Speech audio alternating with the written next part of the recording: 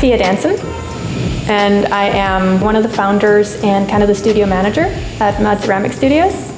I'm Austin, co-founder of Mud, technical director. I started ceramics when I was 14 in a high school course, and immediately took to it. I hadn't done much art prior to that, but it really opened up my whole world. It led me to do painting, printmaking, sculpture, everything. Studied art at UCLA and at Goldsmiths University in London, and that brought us here. After Goldsmiths, I practiced art professionally for a while, but began to really miss the community atmosphere of the ceramic studios that I grew up in, and found my heart yearning to make one of these, so here we are. Yeah, I actually got into ceramics through Austin. I kind of went the other way around. I was an actor and was doing theater, and then when I met Austin, found out that there's this thing called ceramics, and people do it. And I went to visit him at one of the studios he was managing, and I was like, this is crazy cool. Like, just the atmosphere of walking in, and it was like very quiet, like focused, and all kinds of different people were making these amazing pieces. And what I just loved about it was that it didn't matter, like, I was working in the art, so it's all very like, be good, it has to be perfect. It was very strict and a lot of pressure, but what I felt being in those ceramic studios was that it didn't really matter if you were making these sculptural pieces that were being exhibited and sold, or if you were making pinch pots because Christmas was coming up and you were giving one to your grandma. Like, what mattered was the experience and that you had a good time doing it.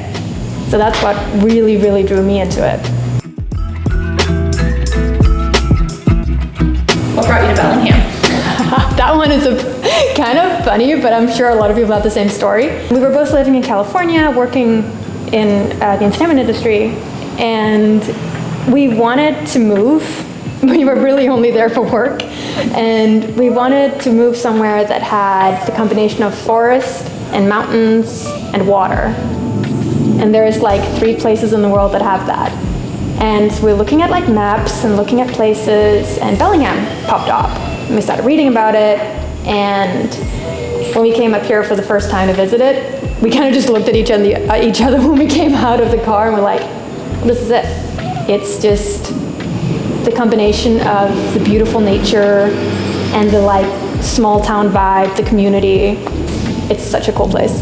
Yeah, I mean, ever since we met, we had dreamed of living in the forest and, you know, rainy and colder environment, and yeah, you find a community-focused place with artistic people, and it's a perfect match. Kind of expanding more on like your introduction to ceramics, there are so many different art mediums. You know, why something like ceramics where you get to work with such a malleable medium? Yeah, I think what drew me initially to ceramics is just the possibility. I mean, you walk in and you're not too sure what to do the first day, and you start pinching something, and okay, maybe it starts looking like a leaf, and then you learn to throw, and you're like, well, maybe I could take some of these leaf things or turn them into flowers and put them on a vase, and it just keeps spiraling and then kind of growing with you. So I think it's the way, yeah, such a simple thing can turn into something so amazing and lead you in directions that you'd never really expect. And there's a nice challenge to it as well. It can be as simple or as difficult as you're feeling. I like that for ceramics, because I feel like it's, like, I'm not very good at all, but I really like that you can just kind of think of a shape in your head, and then you have this block of like dirt in front of you, and you start playing with it, and you can kind of take what's in your head and make it physical and real, and along that journey you kind of discover like, oh, this isn't possible, but if I do this, this is possible. And I like the ancientness of it as well. I think it's really cool that people have been doing this for so long, and I love that it was something that was a necessity to daily life back in early humanity, and we're still drawn to it. Yeah. Somehow, like, it's still a part of who we are and what you do, and I think it's really cool.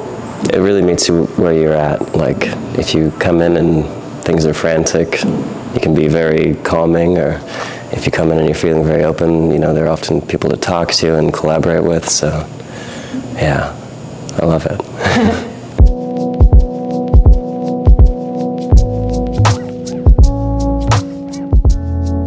It felt very like something you would do when you were a kid, in that way of like how often do you get to try something entirely new as an adult? That's fairly rare, at least for me. So there's this block of clay, and I was kind of playing around and like pinching and hand building, and I remember like the feeling of the texture of it. It was like very cool and like very pleasing and very malleable. And then as you kind of played around with it more, it was almost like the clay, like you get feedback, of course, because you try to do a thing and you're like, this is not working, why is this not working? And you're like, okay, what if I do this? Oh, when I do this, this happens. So it's a very like almost communicative medium. Yeah, it often feels like you're in dialogue with a piece. Yeah, someone like trying it for the first time, it just feels really like fun. It also just feels a bit like you're like, am I allowed to do this? Is my mom gonna get mad at me for making my hands dirty? It's like, it's just very playful, and like, I'm sure you can make it very serious if you're, you know, like a talented artist, Sure. but if you're just doing it for the experience and for the fun, it's like very just fun, easy, great.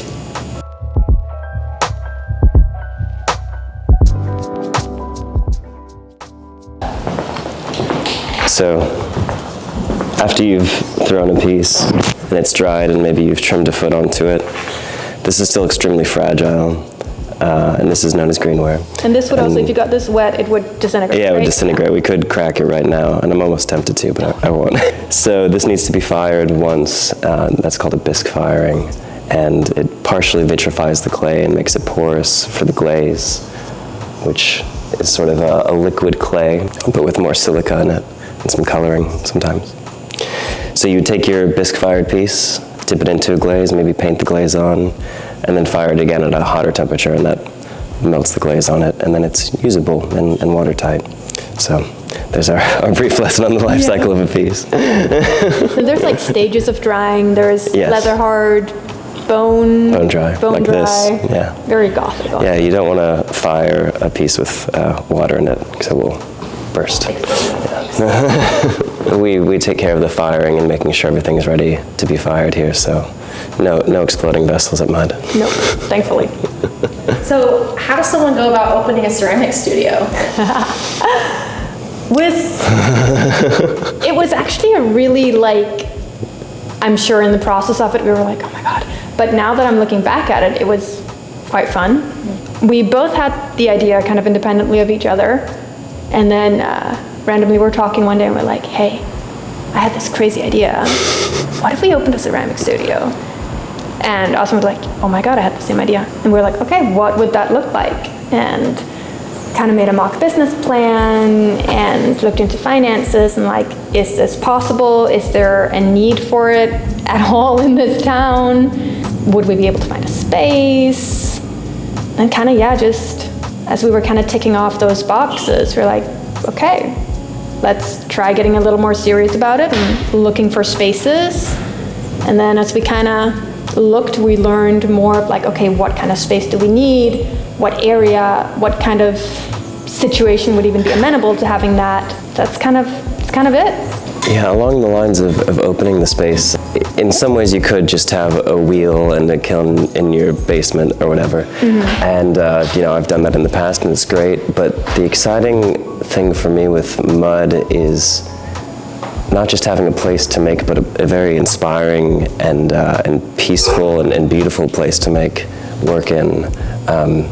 I think back to the times I've had in college and at various art studios, and the thing that's almost as important as what you make is how it feels to be in the place where you're making.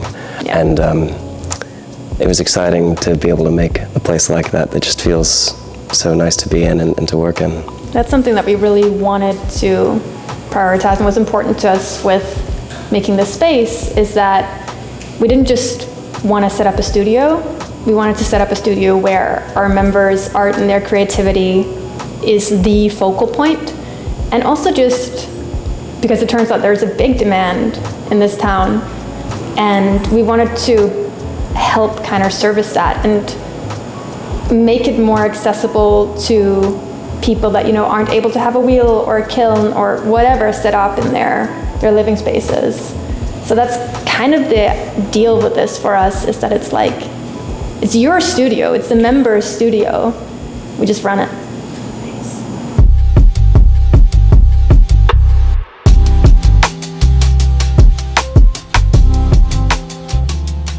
So we'll start with, just around a pound of clay, something that fits nicely in your hands, and I'll help you cut it off the block. The first thing to do is to throw it on the wheel. It is called throwing after all. Just aim for the middle of the wheel when you do that. Something like that. So if water gets under the clay, it's going to start dancing around and running away from you. So we just want to make a little seam. Kind of brace your right hand like that. Put your finger in. And I'm going to warn you, this is all going to look a lot easier than it turns out to be. So I'm going to be throwing a lot at you in a short amount of time, but I'll be there to help. Okay. The thing about wheel throwing, which is somewhat unfortunate, is the first step is the hardest step. And you just really have to keep with it to get through it. But the first step is a thing called centering. Now, what is centering? If I were to just open this clay right now, you can see the walls are going to be quite uneven. And that's either going to be not what you want or very hard to work with. So the idea of centering is to get a nice symmetrical lump in the middle. You can think of the opposite of centering as being wobbly. We want it to not be wobbly. So the first thing you'll do is put some water on there.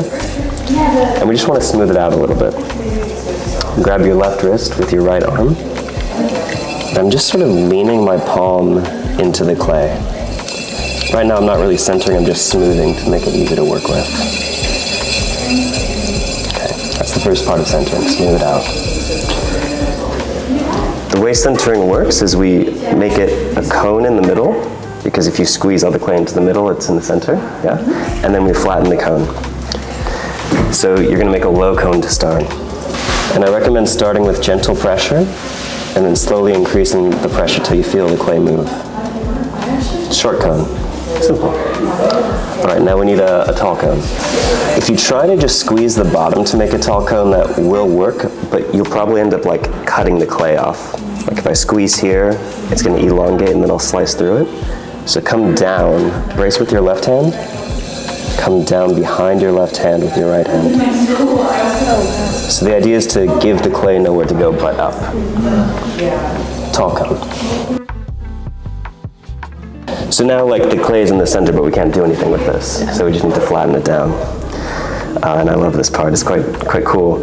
If we push it away, it's gonna start bringing itself down. So grab it like this and point your index finger out, your left index finger.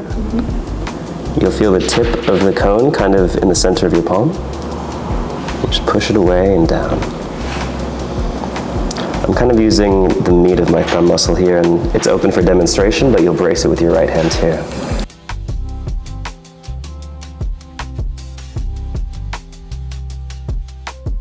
So that's very slow. If I was doing this myself, it would just be like this. Cone up.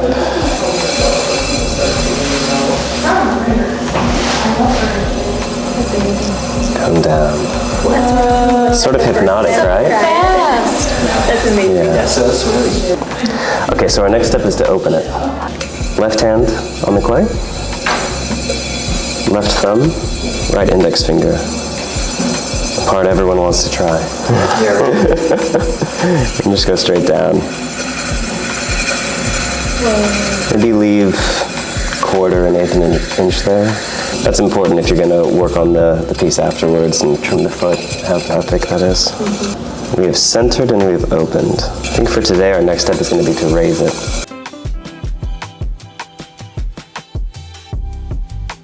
We need to get this taller, right? And it's similar to that making a tall cone where you just give the clay nowhere else to go but up. If you squeeze it thinner, it's going to go taller. So you could just use your left hand, brace it a bit, pinch, and just sort of pull up like that. It's really fun. It's really cool. Yeah, I'm excited for y'all to try it. You can also use both hands like this, right? Okay. Squeezing my right into like these two fingers. So the idea is like, if this was the clay wall between my hands, I just squeeze in a little bit and then pull up. What we're making right now, we refer to as a cylinder in ceramics. It's kind of your basic building block.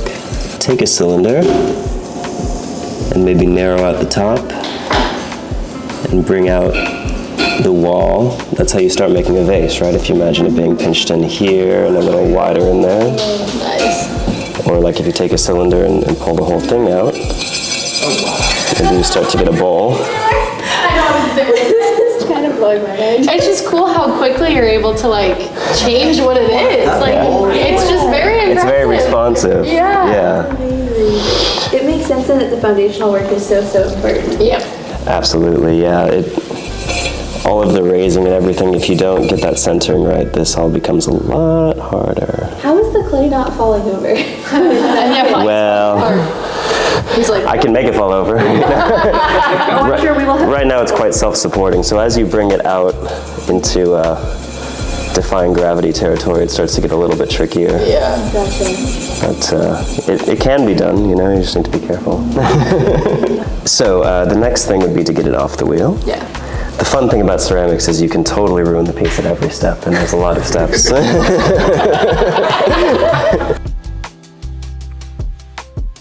So when someone comes in, we have our members sign in and just kind of log their hours. And then what they'll normally do is every member has a private shelf where they keep their clay, their in-progress work, their tools, whatever they need to be here.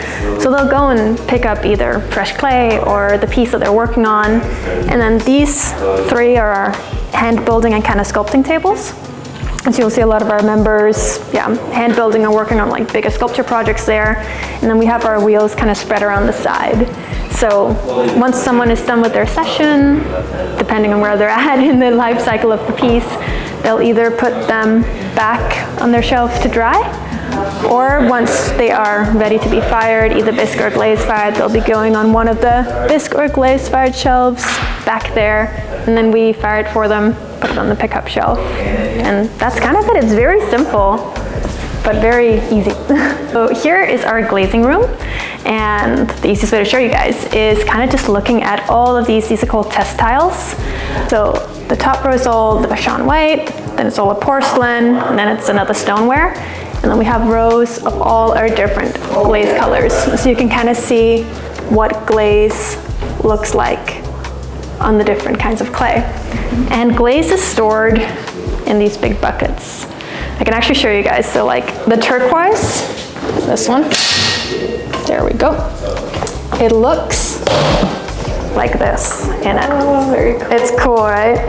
So before you use it, it's like Austin said, it's like a very, very, very watery clay. If you stick your hand in it, it kind of feels like whole milk, like almost creamy.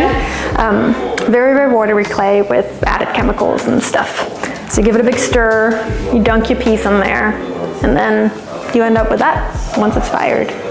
What's your favorite, do you think, of these combos right now? Like, what would you say your favorite is to see people work with? Oh, that's a really good question. I love watching, my aesthetic favorite is probably the clay is the fool's gold clay, just because I feel like it's got like an 80s vibe that I really enjoy. I love watching people work with the porcelain because it's generally quite accomplished throwers and it just looks so cool. And I love the clarity of all the glazes on the porcelain. I really enjoy that. And I think my favorite glaze is either the yellow because it's so bright or the shadow green. Really enjoying that one as well.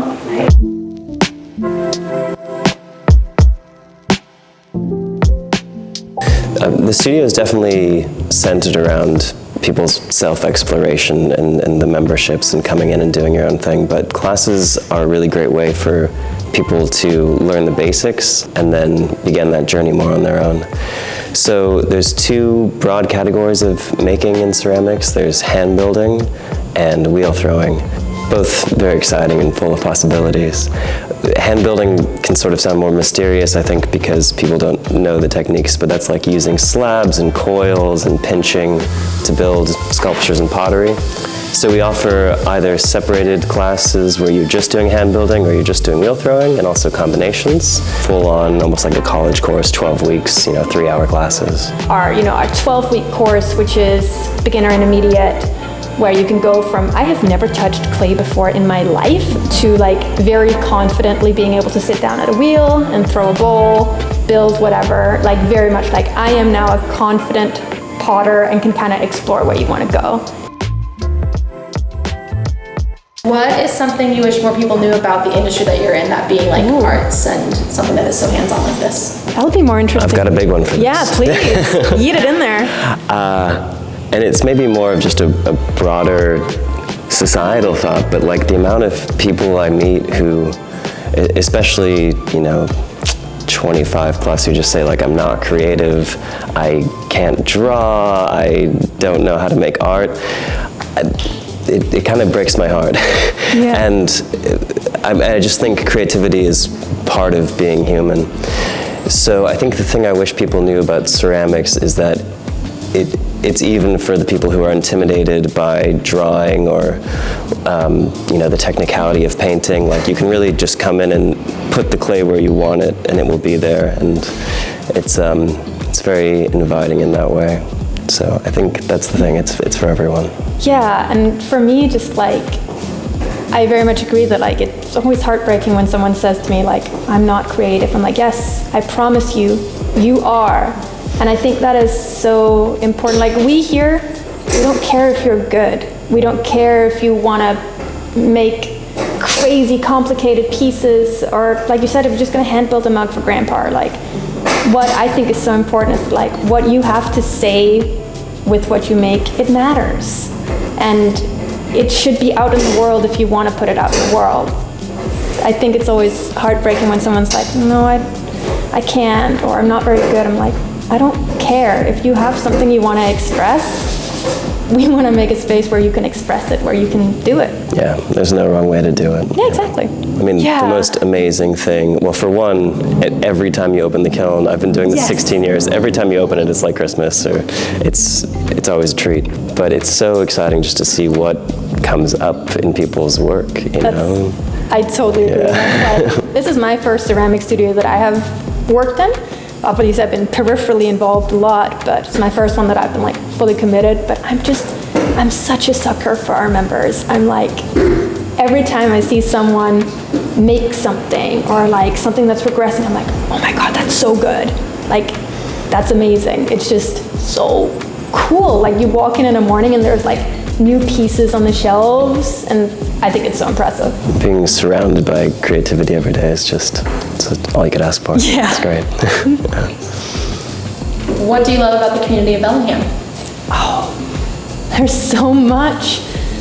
I have one that's not related at all to like this, but I really love the care that Bellinghamsters have for their environment.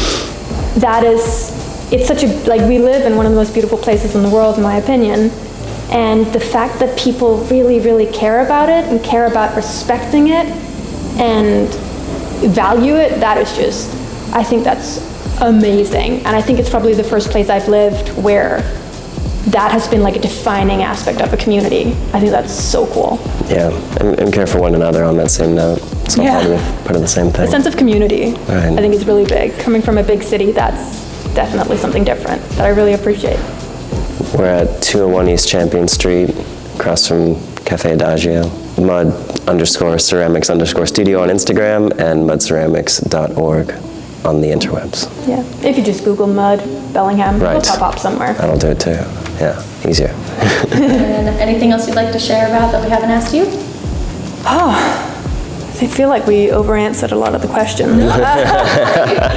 No, just if someone is sitting out there and they're like, oh, I did ceramics in high school and I did like it, but I haven't done it in so long and I don't think I'm good enough. Yes, you are. If you want to get back into it, we want to help you.